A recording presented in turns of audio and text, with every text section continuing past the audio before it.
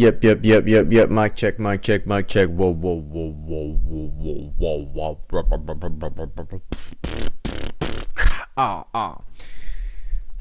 Ladies and gentlemen, howdy do? What's going on? Kenji's well, back again today. Today's Thursday, 5th of September. How are you? We're coming into the end of the week. Woo, what a week. Girlfriend and I were listening to, I think it was Tiani Talks for the update of September. She's mentioning how it's just going to be a big month with a lot of energies flying around, mixing the pot, if I may just paraphrase. And buckle up was the message. So, yeah, feeling it. A lot of shifts in personal octaves, business octaves, moving into higher realms of being and learning to stay occupied in the higher areas. So when I say higher areas, it's just expecting more of me in terms of stepping up to the plate more, being able to deliver more, being able to research more, to understand more, to step through myself a lot better and stay focused, be able to look at the bigger picture, not to get too caught up in detail, but just look at the bigger picture. Has been really important for me to be able to absorb information at the moment and how that can be implemented into my life, because so much is happening. There's so many moving parts that when I try to look at every single individual piece and understand it and what does this all mean, how does this all play into the picture, it gets very confusing for me. So, and overwhelming physically, energetically, starts to take up a lot of mind space. So it's been good for me to pull back from that and just take a more macro approach at things. And when I do that, it feels like things fall into, it's like you can just see the landscape a bit better. And a piece, it just makes sense for this piece to be over here, this piece to be over here. Oh, I can see how that connects to here and how I can translate that and what's necessary. What did this break it down into? How does it fit into each and the other components? So just starting to see the dots connecting. Now I'm going to start this with a question that my friend Carl mentioned in one of the videos. Thank you so much, Carl. Shout out to you for asking me this question. Is what are you learning about people, business, and God as you integrate into this octave of life? And that was coming from a video of me making sure that I'm taking time to integrate. So I had that night out at the beach where I was just hanging out, seeing the darkness for a little while, just resting and recuperating on myself. Once again, a lot of information. What am I learning about people, business, and God? Well, the great thing about God is that it's continuing to show me time and time again these are the valuable lessons. And that, what am I learning about God? That God loves me. God loves me dearly, whether I like it or not. God loves me, like the great parent. You know, a child doesn't really know sometimes. You give the child a life, give it all these things, but because it's a given, just takes it for granted, doesn't know the effort, time, energy, or where it's coming from. For a parent to come from a place of compassion, to be able to support and facilitate a life.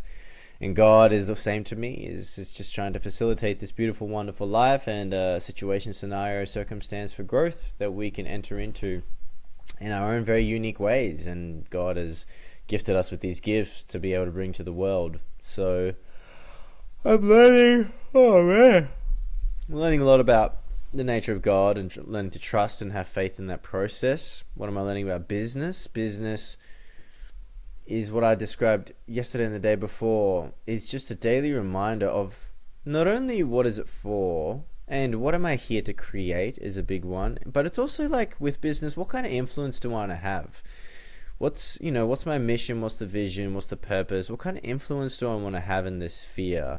And how do I want to go about doing it? And where's my genius zone right now? Or where is the place where I will be utilizing my skill best to move this business forward?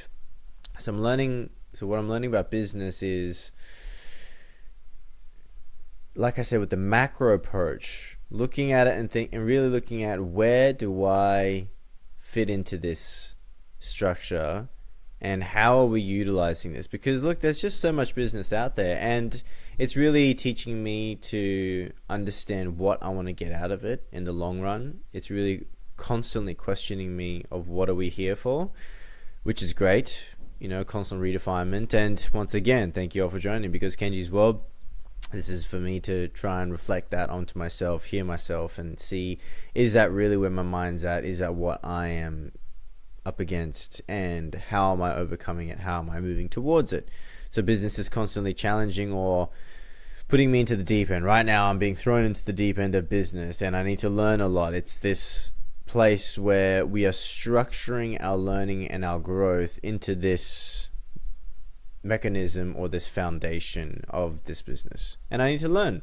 First and foremost, I need to become a business owner, self-employed business owner, then a business owner that's employing people, and then a business owner to an investor. I need to learn to go through these stages, but until I understand the base stage of learning to run operations, get sales to the door, how to deliver on the value, where the value chain is, and how I'm going to continue to offer value to my customers, to my clients, to the people that are going to engage with us in every little step of the way. How do I continue to offer value, but make sure that if you're just continuously looking after people but not looking after yourself, and that's making the sale, if you're not making that sale, then you are not actually respecting your time enough. And this is what I'm learning through business at the moment, is you got to respect and have, the time and energy to share to others. But if you're not looking after yourself, then what kind of relationship is that? If you can't continue, and this comes back to, I think I've mentioned in another video, but in the permaculture system,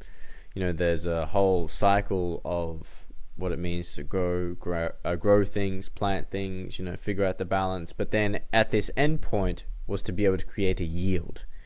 Because if your garden is not creating a yield, then this garden is actually not serving you, you're not doing it correctly, and it's actually wasting your time. Because without that yield, without the fruits, without literally the fruits, labor of your work, what's the point? Are you just gardening just so things can die, or are you actually getting it so you can sustain yourself, so you can actually feed yourself, or you can turn that food into products, or you can turn that into something so that you can be part of an ecosystem? Because if you're literally, in the permaculture sense, if your ecosystem is not sustaining a yield, then that ecosystem is not an efficient part of a larger system. It's just taking up resources, manure, fertilizer, or time, effort, energy, focus, mindset. It's taking up all that, and it's not actually returning a yield. So the base block and principle right now, I'm sure there's all these other things we want to put in place, but without the sale, without being able to accept that you need money for this to continue and get those sales through the door, make sure you're offering value. So